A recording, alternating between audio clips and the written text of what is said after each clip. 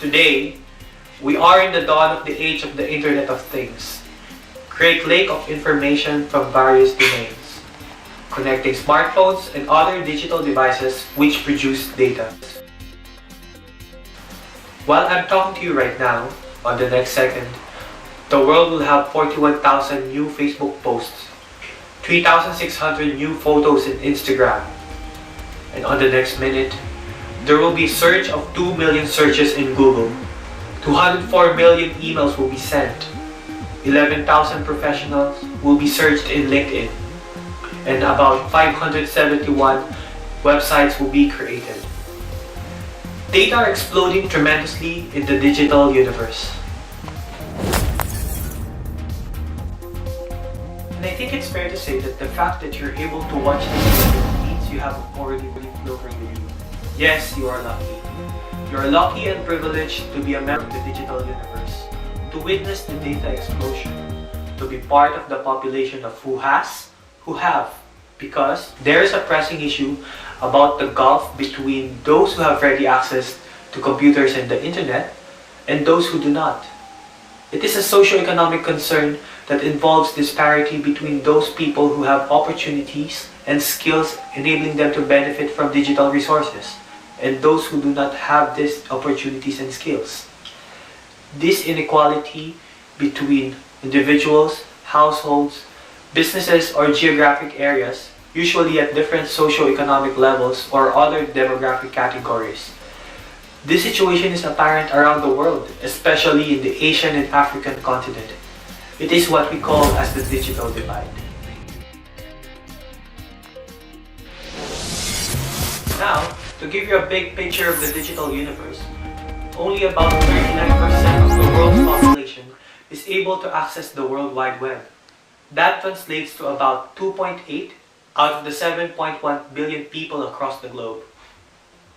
We still have a significant difference of 4.3 billion people that have yet to experience the Internet of Things. To show a clear picture of this disparity, let's compare the North American continent, where most nations have high-income economies, with Asia, where a majority of countries have low-income economies.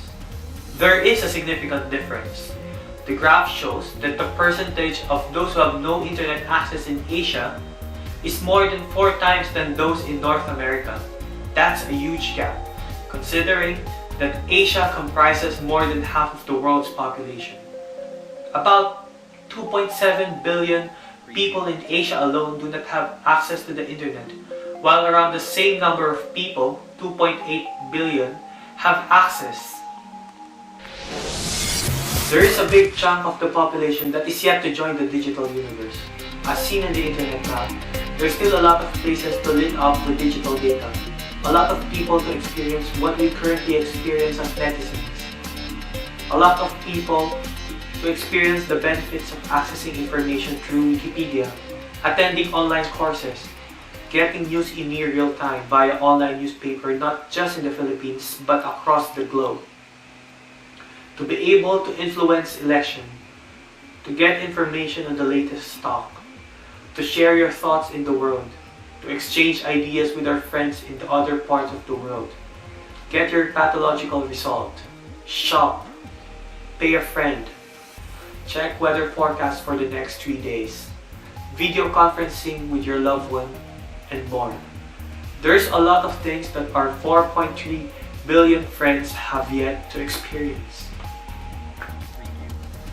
The endless possibilities, no boundaries, no passport, no visa, just your fingertip to unleash its power.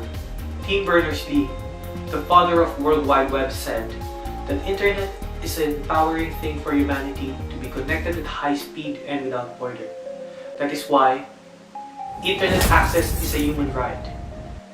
This is the reason why last 2011, United Nations released a resolution signed by the members of the United Nations Human Rights Council declaring internet access as a fundamental human right. So, with all this data explosion and powers that internet could bring into the hands of the user, the question is, how can we bridge the gap so that vast majority of people will be able to join the digital universe, to share their ideas, to learn, and such? One way to achieve our goal in bridging the divide is to follow the framework of multi-stakeholder partnerships as discussed during the thematic meeting of the International Telecommunications Union last 2005.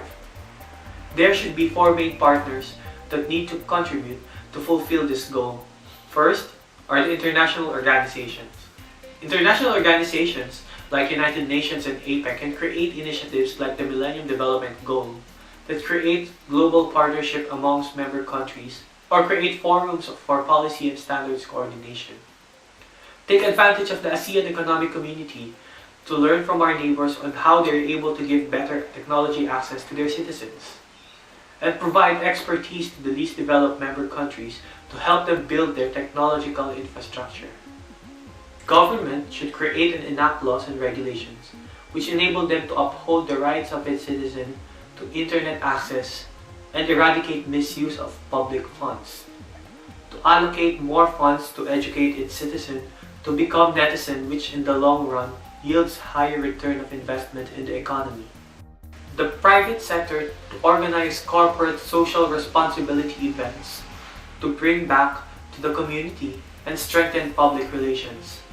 Be involved in the public-private partnership cooperation that will help the government to build technology infrastructure through capital injection, which will help fill in the gaps. Innovative e-projects to promote usage of ICT amongst members of the community. The civil society to empower the community through local and small initiatives, which will eventually go a long way once the 3 other partners realize its value. Be the voice, the watchdog, and catalyst to social needs and interests. Be the conscience of the digital divide. We need leaders across all levels of society to gradually bridge the gap, to let our 4.3 billion friends benefit from the internet, to empower them, eradicate ignorance. Let us lend our hands. Let us not make them wait any longer. Let us help them cross the bridge of digital divide.